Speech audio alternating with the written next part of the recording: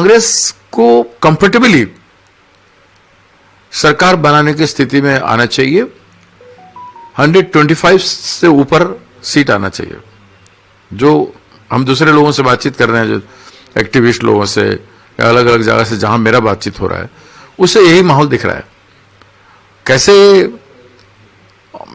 पूरा ब्लैंकआउट दे रहे हैं, मुझे समझ में नहीं आ रहा है कि इस तरह की एग्जिट पोल पॉसिबल नहीं है। जो पॉलिटिकल डोमेन में पूरे टोटल कैंपेन में बीजेपी एनडीए अलायंस का विजिबिलिटी नहीं था, तो क्या मैनेज किया? अगर श्रूडली वोट चोरी किए हैं तो मैं कह नहीं सकता, एनीथिंग कैन हैपन। लेकिन अगर डेमोक्रेटिकली चुनाव जो हुआ है जिस तरह से, तो वहां का समीकरण को देखने के बाद कहेंगे ये वोट बीजेपी में नहीं जा सकता, ये वोट नीतीश जी को इस बार नहीं मिलेगा।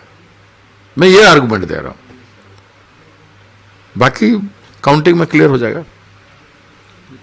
सर नोआपड़ा बाई इलेक्शन कैसे होगा? नोआपड़ा बाई इलेक्शन में देखिए, पहले शुरू से कॉन्स्टेंटली 1 महीना तक सबके मुंह में एक नाम घासीराम था, व्यापक हिसाब था।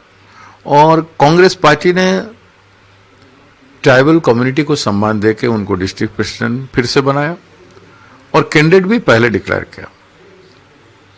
और जिस तरह से हमारा बड़ा बड़ा गैदरिंग हुआ, हमारा पहला बाइक रैली 3000 था, फिर नॉमिनेशन में हाईएस्ट गैदरिंग हमने किया था, फिर सीएम जब विजिट किए तो सेकेंड टाइम में जब विजिट किए तो उस समय हमारी मीटिंग में उनसे ज्यादा लोग हुआ करते थे।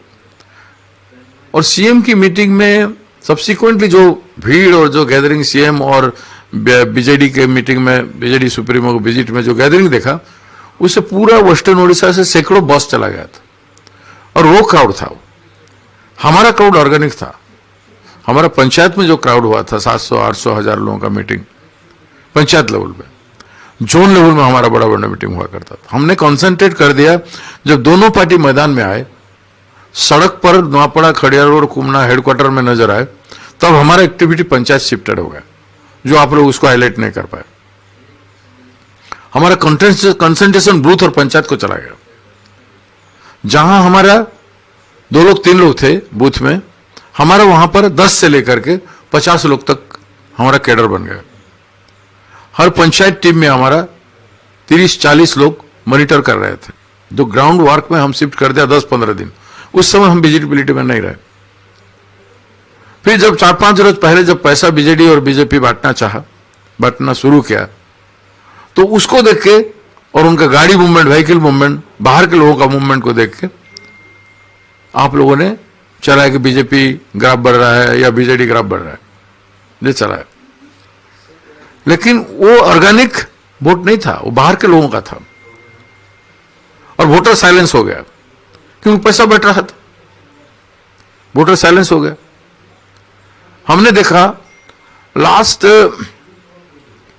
डे से पहले, चुनाव दिन से परसों की बात करता, परसों सुबह से वोटर एक्टिव होने लगा। जहां जहां ये लोग पैसा नहीं बांटे थे, वहां काफी एक्टिविज्म बढ़ गया। और वोटर वहां पर क्लियरली स्टैंड लिया कि हमने घासीराम भाई जी को देंगे।